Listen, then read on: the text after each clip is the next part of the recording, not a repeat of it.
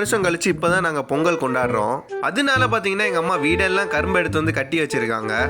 அது மட்டும் இல்ல, காலையிலே எந்திரிச்சு எங்க அம்மா வீட்டு வாசல்லாம் மஞ்சள் போட்டு மொழுகி வச்சிருக்காங்க. அழகா நீட்டா கோலம் போட்டிருந்தாங்க. ஏன்னா பெரிய கோலமா போட்டா யாராச்சும் அதில் நடந்து போவாங்க, வண்டி ஏற்றிட்டு போவாங்க, நம்ம கொஞ்சம் கஷ்டமா இருக்கும்ட்டு. அப்புறமேட்டு பார்த்தீங்கன்னா எங்கள் அம்மா சூடை ஏற்றி வச்சு பொங்கல் வைக்க ஸ்டார்ட் பண்ணிட்டாங்க. வெங்கல பானத்தில் பார்த்தீங்கன்னா நம்ம பொங்கல் வைக்கிறோம். பாருங்க எவ்வளோ சூப்பராக இருக்குது பார்க்குறதுக்குன்னு. எங்கள் வீட்டில் பார்த்தீங்கன்னா பொங்கல் மட்டும் ரொம்ப பயங்கரமாக கொண்டாடுவாங்க.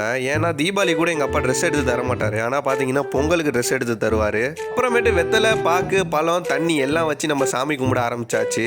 நானும் ரொம்ப நேரமாக வெயிட் பண்ணிட்டு இருந்தேன் பார்த்தீங்கன்னா பொங்கல் பொங்கி வர்றதுக்கு. ஏன்னா அவ்வளோ பசி எனக்கு.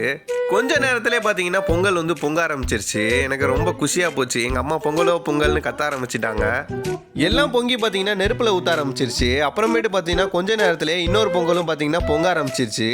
முன்னாடி பொங்கினது பார்த்தீங்கன்னா சக்கரை பொங்கல், இது பார்த்தீங்கன்னா வெண்பொங்கல். ரெண்டுமே பொங்கிருச்சு. கடைசியில் எனக்கோ வயிற்ற பசிக்க ஆரம்பிச்சிருச்சு. எப்படா பொங்கல் போடுவாங்க, எப்படா சாப்பிடுவோன்னு ஆயிடுச்சு. அப்புறமேட்டு பார்த்தீங்கன்னா கொஞ்ச நேரத்திலே சாமி கும்பிட ஆரம்பிச்சாச்சு. பார்த்தீங்கன்னா பொங்கல்லாம் வச்சு சாமிக்கு படைக்க ஆரம்பிச்சாச்சு. முதல்ல வெளியே போய் பார்த்துட்டு சூரிய பகவானை பார்த்து வேண்டிட்டு அப்புறமேட்டு தான் நம்ம வீட்டுக்குள்ளே பொங்கல் வைக்கிறோம்.